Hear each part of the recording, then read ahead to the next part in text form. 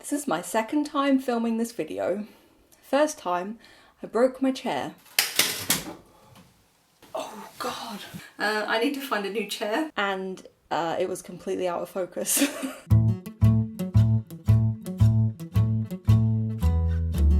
Welcome to my third trimester update. I feel like I haven't done many. Really, I've done what, four or five pregnancy update vlogs, and I worried that was too many, but now it's just flown by. She just gave me a kick. She's like, it's not enough, I needed more vlogs. I'm saving all these vlogs on a hard drive for baby so she can look back at them.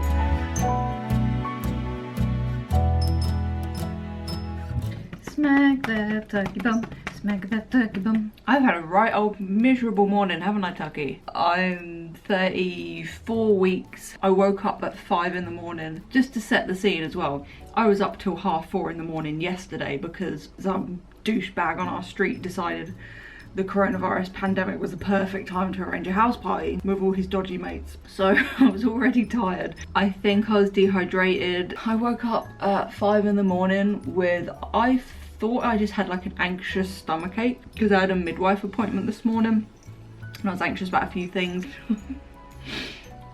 Just clean these beans there. It's a nice reminder to wash our hands.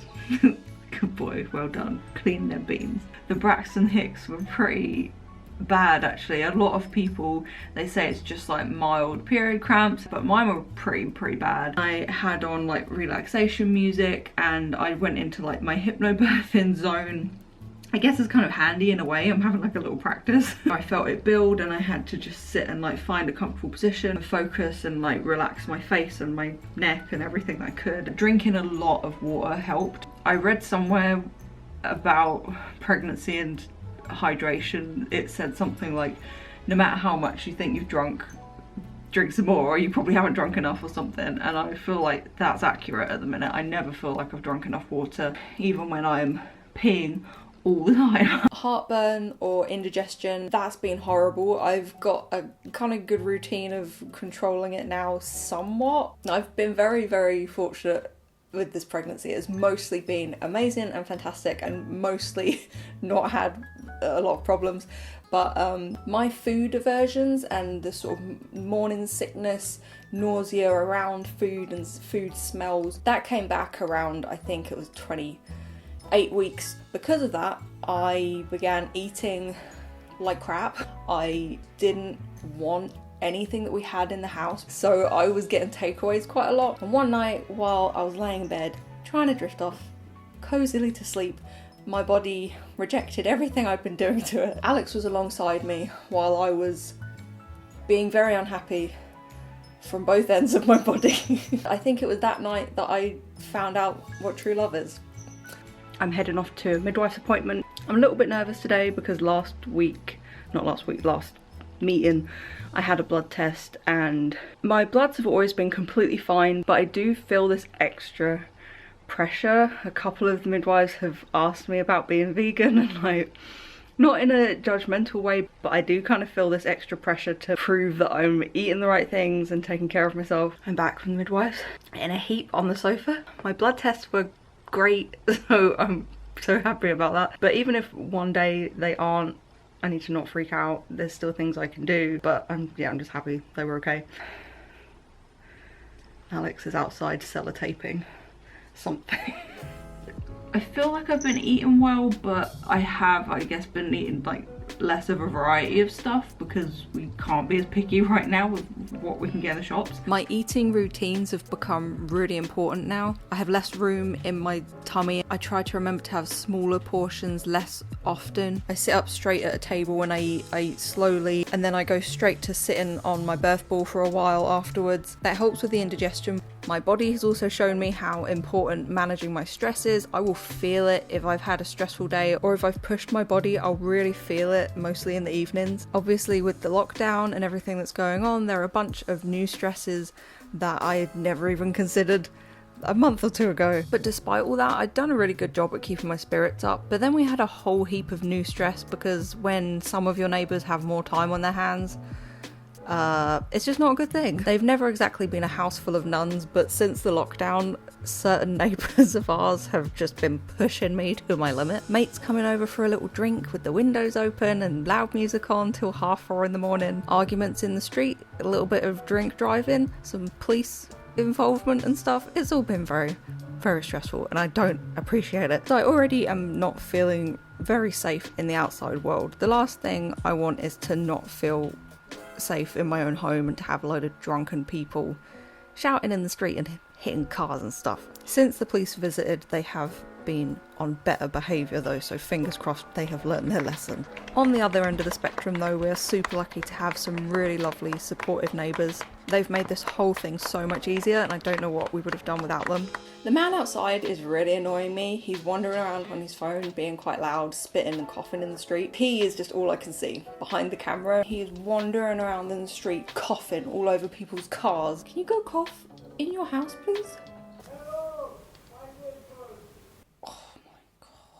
I'm getting more murderous the more pregnant I get. Me and Alex have been doing the online hypnobirthing course from the Positive Birth Company and I love it so far. We've got a little bit left to go now. I'm trying to time it so that it's still fresh in our minds and we haven't finished it too early and we're not rushing it. It's been really, really helpful. I love the MP3s that you get with it. I've been watching a lot of positive births, reading lots of positive birth stories. The most exciting thing for me is still feeling her move. Her movements have evolved now. I keep calling her lumpy. The word that just comes to mind to describe it is that she's lumping about. They started off as little flutters and then delicate little kicks and then there were some forceful kicks and now she's lumping her way around in there as she's getting bigger. I absolutely love it and I'm gonna miss it so much. It's gonna be strange going back to not sharing my body with someone. I'm gonna have one soul in my body again at some point and she's going to be kicking me in real life. Though I have found myself for the first time occasionally saying,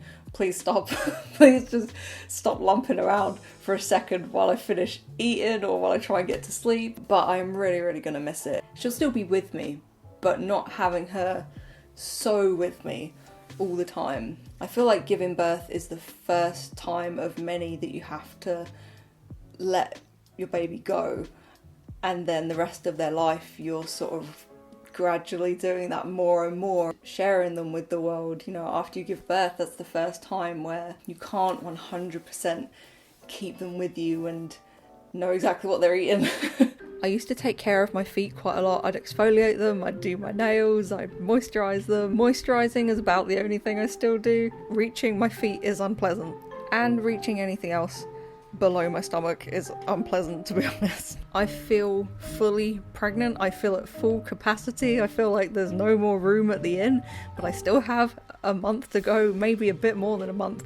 And it's crazy for me to think that I'm physically capable of getting bigger. I mean, maybe I won't get that much bigger now, but I probably will get bigger. Human body is amazing. I'm feeling like an overblown up beach ball, but it's amazing. I have unlocked my first stretch mark achievement. Like, looking at the camera, it actually doesn't look that big. I've seen much bigger pregnant bellies, but it just feels like there's no space left. I don't know if you'll be able to see it properly on camera, but something that I find absolutely beautiful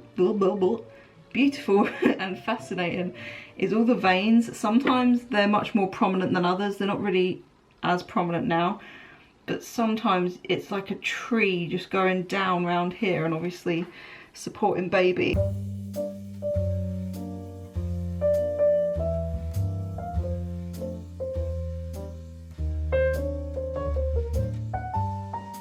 I think I'm going to really miss the way my body looks. I love being pregnant. I love having a big bump. I love all of it. Oh, also, hope you don't mind me telling you this, but I was very, very pleased about it. My boobies are making stuff. I can't wait to get going on our breastfeeding journey. But I always wondered what it was like for stuff to come out of my boobs, how exactly it would look and feel. I had a lot of questions that I couldn't wait to have answered. My boobs made stuff and I was so happy about it. I ran in and told Alex, stuff's coming out of my boobies, oh my god. It's so exciting. It's still exciting. It's not happening like, you know, they're just subtly getting on with it, making some stuff, preparing. I've been eating a lot of medjool dates. I read that they were linked. This is not a completely scientifically proven thing, but there's a small study linking them to better births and labours in all different kinds of ways. I will link it down below if I can find for you what I read about it. Like I said, this is a small study. I don't think this is by any means like a fact, but I love medjool dates anyway. They're like nature's toffee caramel, so I didn't need any convincing to try eating more dates. I've commandeered an Alex. He was bit by a bug. That's why his eye is strange. We've been doing the Positive Birth Company's hypnobirthing course together. Do you think it's been helpful for you? Yeah, I'm learning the lingo and... Tell me some lingo. Surge. Anything else? Brain. That's an acronym. He's not just learnt the word brain.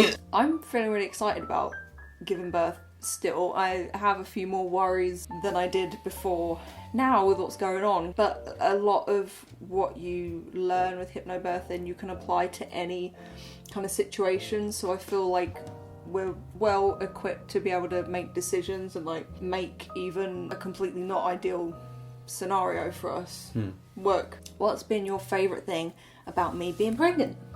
Feeling the little lady moving. Yeah. Kicked you in the face finally, didn't she? Yeah. But yeah, just seeing you grow and stuff has just been fascinating. And every now and again he comes up to me and touches my bump and he's like, I love you, pregnant. It's because you're gorgeous and it's just so beautiful. I love it. You're growing a person. You're going to be able to give birth to a person and then nourish that person with your body, and just watching your body go through the changes and stuff is just so cool. What's been your least favourite thing about me being pregnant?